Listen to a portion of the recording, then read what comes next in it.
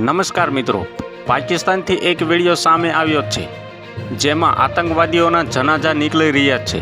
અહીં આતંકવાદી હાફિઝ સઈદના સંગઠનના લોકો અને સેનાના સૈનિકો પણ આતંકવાદીઓના જનાઝામાં જોવા મળી રહ્યા છે। ભારતીય સેનાએ પાકિસ્તાનમાં આતંકવાદી ઠેકાણાઓ પર હુમલો કરીને આતંકના માસ્ટર્સની ઊંઘ હરામ કરી દીધી છે। ભારતના હુમલામાં 100થી વધુ આતંકવાદીઓ માર્યા ગયા હોવાના અહેવાલ છે।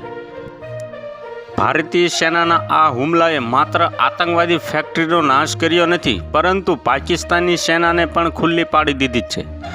અહીં સેનાના અધિકારીઓએ પણ આતંકવાદીઓના જનાઝામાં હાજરી આપી હતી। પાકિસ્તાનથી એક વિડીયો સામે આવ્યો છે જેમાં આતંકવાદીઓના મૃતદેહ પાકિસ્તાની ઝંડામાં લપેટાયેલા છે।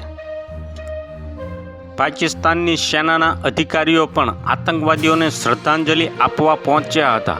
આ વિડીયોમાં આતંકવાદી હાફિઝ સઈદના સંગઠનના લોકો પણ જોવા મળી રહ્યા છે।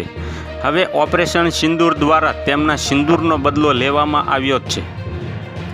તો હાલ માટે અત્યારે આટલું જ। મળીશું નવી અપડેટ ને નવા સમાચાર સાથે। અમારા વિડીયો પસંદ જ આવતા હોય તો વિડીયોને એક લાઇક કરી દેજો।